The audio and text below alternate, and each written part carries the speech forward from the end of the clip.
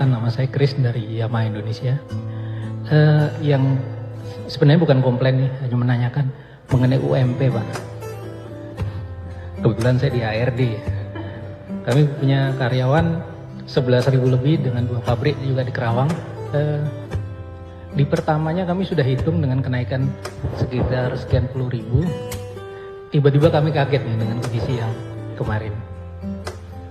Sekali lagi Yamaha bukan komplain ya Pak ya, karena Yamaha dari dulu kenaikan UMP berapapun pasti dibayar. Pak Andriansa yang tahu itu.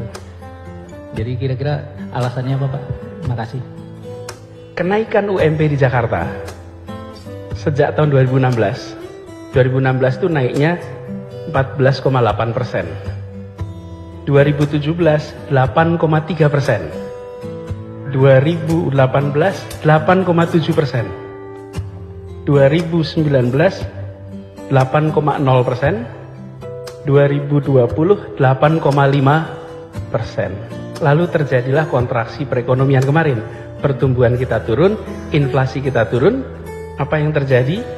UMP kita naiknya 3,3%. Bagaimana kebijakan DKI? DKI sama kebijakannya. Kami selalu melaksanakan ada yang di PP selama ini, dengan kekurangannya kami tambahi lewat Kartu Pekerja Jakarta. Lah, formula PP-nya berubah, Pak. Yang rata-rata kenaikan UMP itu 8,6% selama ini. Tahun 2021 PP 78 2015 berubah PP 36. Yang tahun lalu saja kondisinya kita berat 3,3%, dengan formula baru keluarnya 0,8%, di bawah 1%. Saya pun kaget loh. Bagaimana mungkin di Jakarta yang biasanya kenaikannya 8%, lalu kondisi sulit naik 33 dan buruh pun menerima. Karena pada waktu itu kondisinya memang sulit. 3,3. Hari ini kondisinya lebih baik, perekonomiannya, pertumbuhan meningkat, justru UMP-nya malah turun dari rata-rata 8% menjadi 0,8. Sekarang Bapak Ibu copot baju kita, pakai akal sehat. Kira-kira kalau kita dalam posisi itu normal tidak Bapak Ibu? Di Jakarta kenaikan 0,8. Kalau kenaikan 0,8 sudah hampir pasti problem akan muncul. Kita 1,5 tahun ini mencoba menyelamatkan stabilitas sosial di Jakarta. Tadi saya ceritakan tuh, supaya Jakarta anteng, tenang, semua orang cukup. Lah kok sekarang kenaikan UMP-nya di bawah inflasi? That doesn't make sense. Jadi kami sampaikan, ini problemnya adalah formula baru telah mengganggu stabilitas yang ada di Jakarta. Nah sekarang kondisi sudah membaik nih. Dalam kondisi sudah membaik, Pak, rumus yang biasa kita pakai, kami terkaget-kaget. Loh, rata-ratanya Bapak Ibu juga sudah terbiasa kenaikan 8% selama bertahun-tahun, kok tahu-tahu jadi 0,8. Jadi kalau Yamaha dicek, catatan Yamaha itu 8% Pak, kira-kira. Lah kok sekarang mau 0,8 gitu Pak. Bayangkan? Nah, jadi problemnya Bapak sekalian, menurut saya ini rumus formulanya. Apa yang dilakukan? Kita putuskan. Pada saat itu jalankan ini, karena harus ada ketetapan per tanggal 21 November. Itu aturannya begitu. Bila kami tidak menetapkan, maka kami akan dapat sanksi. Tanggal 22 saya langsung kirim surat kepada Menteri Tenaga Kerja.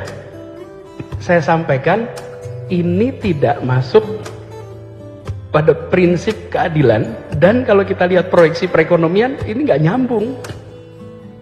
Jadi Pak, 21 kita keluarkan, 22 kami kirim surat. Tidak ada balasan terus. Di pemerintahan itu kalau berkirim surat, kalau 2 minggu tidak ada balasan, itu artinya disetujui Bapak Ibu. Bapak Ibu tahu prinsip administrasi itu. Ditunggu 15 hari tidak ada jawaban. Tanggal 16 kemarin, 16 Desember, kita gunakan angka 5,1 itu. Angka 5,1 itu bukan angka bikinan kita Pak. kita menggunakan rumus yang biasa digunakan selama ini. Jadi ketemunya kali 5,1. 3,6 proyeksi pertumbuhan dengan 1,5 itu inflasinya. Jadilah angka 5,1. Jadi 5,1 itu jika kita menggunakan rumus yang ada di tahun-tahun sebelumnya. Apakah punya dasar hukum? Ada. Dasar hukumnya DKI Jakarta memiliki kekhususan diatur dalam Undang-Undang Nomor 29 Tahun 2007 yang memberikan kewenangan pada Pemprov DKI untuk mengatur bidang perindustrian, perdagangan, perekonomian. Jadi kita punya dasar hukumnya untuk melakukan itu. Tapi dasar moralnya yang tadi saya ceritakan, Pak. Dasar moralnya itulah. Kami ingin Bapak Ibu sekalian, demand ini juga bergerak. Tapi itu penjelasan ekonomi, Pak Ibu. Penjelasan ekonominya adalah kita ingin kick in juga supaya demand bergerak. Ada studinya yang dilakukan oleh Bappenas. Studi Bappenas menunjukkan bahwa untuk bisa menggerakkan demand lebih tinggi, maka UMP idealnya naik 5%. Jadi, kalau boleh saya sampaikan, secara koridor hukum kita gunakan aturan hukumnya. Lalu runtutan sejarahnya, kenapa kok munculnya bentuknya revisi? Karena di awal kami terus terang terkejut, Pak. Rumus barunya kok jadi seperti ini. Nah, kalau saya ajak Bapak Ibu sekalian melihat ini sebagai anak bangsa, nih merasakan, kira-kira muncul rasa ketidakadilan tidak? Pasti muncul. Saya itu sering merasa, sudahlah kita ini jangan sering-sering pakai divisi, dividing, Pak. Pengusaha, buruh, kita ini dulunya sama kok. Dan kita di ruangan ini dulunya buruh kok. Gitu. Dulunya juga mulainya dari bawah kok. Gitu. Cuman kita ini kalau udah sampai atas suka lupa di bawah, Pak. Gitu. Betul itu. Dan saya pun sering alami, Pak. Coba kalau Pak foto-foto, ini pengalaman pribadi, Pak. Foto-foto tuh, ayo Pak ikut foto-foto. Itu setelah selesai foto, nanti nggak lama ada yang bilang, udah Pak ini capek, Pak ini capek. Yang bilang capek siapa? Yang udah foto, Pak.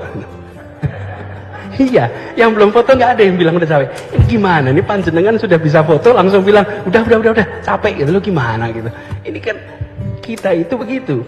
Dulu kita hidup sulit, kita jalani. Begitu kita udah naik, lupa sama yang di belakang. Nah, kami di Jakarta ingin yang besar tambah besar, tapi yang kecil tolong tambah besar juga.